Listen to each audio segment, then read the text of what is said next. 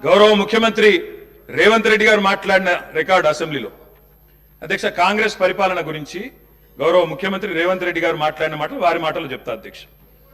అధ్యక్ష వారు చెప్పినారు రేవంత్ రెడ్డి గారు ఇది 2014-25 జూన్ అధ్యక్ష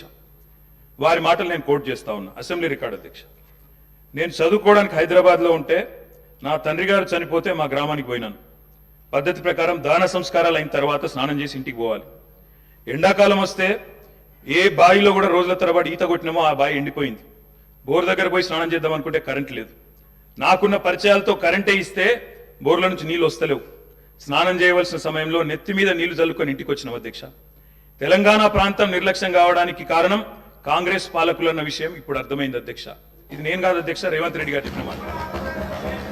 మీ ముఖ్యమంత్రి గారే చెప్పినారు అధ్యక్ష నేను చెప్పడం కాదు నేనేమంటున్నా అధ్యక్ష మీరు దాచేస్తే దాగని సత్యాలు చరిత్ర అధ్యక్ష ఇట్లా నిమిషానికి ఒకసారి ఇంటరప్ట్ చేస్తే ఎట్లా అధ్యక్ష ఇంత ఆవేశం ఎందుకు బట్టనా అధ్యక్ష ముఖ్యమంత్రి గారు మాట్లాడతారు తర్వాత మీకెందుకు బాధ బట్టి గారు ఇంత బాధపడితే కష్టం ఇందిరమ్మ పాలన గురించి రేవంత్ రెడ్డి గారు చెప్పిన మాట ఇంకా చాలున్నాయి రేవంత్ రెడ్డి గారు చెప్పిన మాటలు చెప్పమని చెప్తా అధ్యక్ష ఒకవేళ మా మిత్రులకు వాళ్ళకు అంతగా గతం గురించి చర్చించాలనే ఆలోచన ఉంటే ఒక రోజు మొత్తం తమరు సమయం ఇవ్వండి తప్పకుండా జూన్ 2, 2014 కంటే ముందు జరిగిన 55 సంవత్సరాల పరిపాలన మీద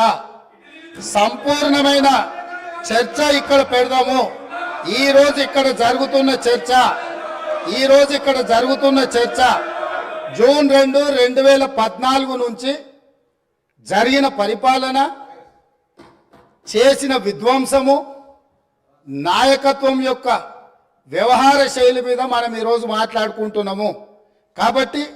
వారికి గతం గురించి చర్చించాలనే కోరిక ఉంటే మాకు ఎలాంటి అభ్యంతరం లేదు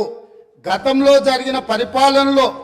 ఇక్కడున్న వాళ్ళకి చాలా మందికి పాత్ర లేకపోవచ్చు కానీ అక్కడున్న వాళ్ళకు చాలా మందికి పాత్ర ఉంది ప్రత్యక్షంగా మంత్రులు చేసిండ్రు అక్కడ ఉన్న నాగేందర్ గారు ఆ పక్కనున్న శ్రీనివాస్ యాదవ్ గారు ఆ పక్కనున్న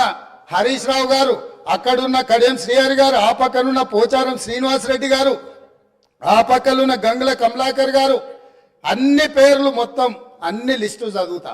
వీళ్ళందరూ కూడా ఈరోజు వారు ఏదైతే పాపాలు జరిగినాయి అంటున్నారో ఆ పాపాలలో సంపూర్ణమైన భాగస్వామ్యం వాళ్ళదే ఉన్నది వరంగల్ ప్రాంతంలో జరిగిన ఎన్కౌంటర్లకు ఎవరి కారణమని చర్చ ఉందా అధ్యక్ష ఈరోజు వారే మాట్లాడుతున్నారు ఏమని గవర్నర్ ప్రసంగంలో మొత్తం కాంగ్రెస్ పార్టీ మేనిఫెస్టోని పొందుపరిచిండ్రని చాలా సీనియర్గా పనిచేసిండ్రు మంత్రులుగా గవర్నర్ గారి ప్రసంగము పార్టీ యొక్క ఎన్నికల మేనిఫెస్టోను మంత్రివర్గంలో చర్చించి మా ప్రభుత్వం యొక్క భవిష్యత్ కార్యాచరణను మంత్రివర్గం ఆమోదం చేసిన తర్వాతనే గవర్నర్ గారు ప్రసంగిస్తారు పరిపాలనలో అనుభవం ఉన్న వాళ్ళు గతంలో ఈ రకమైన నిర్ణయాలు చేసిన వాళ్ళు కూడా ప్రజల్ని తప్పుదోవ పట్టించడానికో లేకపోతే వాళ్ళ యజమానులను సంతోషపెట్టడానికో ఎందుకు మాట్లాడుతారో నాకైతే తెలియదు నేను సభ్యుడికి సూచన చేస్తున్నా నేను చాలా విషయాలు ప్రస్తావించిన తప్పకుండా సావధానంగా 5 సంవత్సరాల సమయం ఉంది సంపూర్ణంగా ఎక్స్రే తీసినట్టుగా ఎక్కడెక్కడ ఏమేమి ఉన్నాయో అన్నిటిని వివరిస్తాం మా ఆర్థిక మంత్రి గారు డిప్యూటీ సీఎం గారు జరిగిన విధ్వంసం ఏంది ఆర్థిక నేరమేంది అన్ని విషయాలు ఈ సభలోనే తమరి అనుమతి తీసుకొని చర్చకు పెట్టి వాటన్నిటిని విశ్లేషిద్దాం మేము సిద్ధంగా ఉన్నాం సంవయనం పాటించి ఈరోజు గవర్నర్ గారి ప్రసంగానికి సంబంధించిన మీకు మనసు ఉంటే తెలంగాణను అభివృద్ధి చేసుకోవాలన్న ఆలోచన ఉంటే అభినందిస్తూ మీరు ముందుకు రండి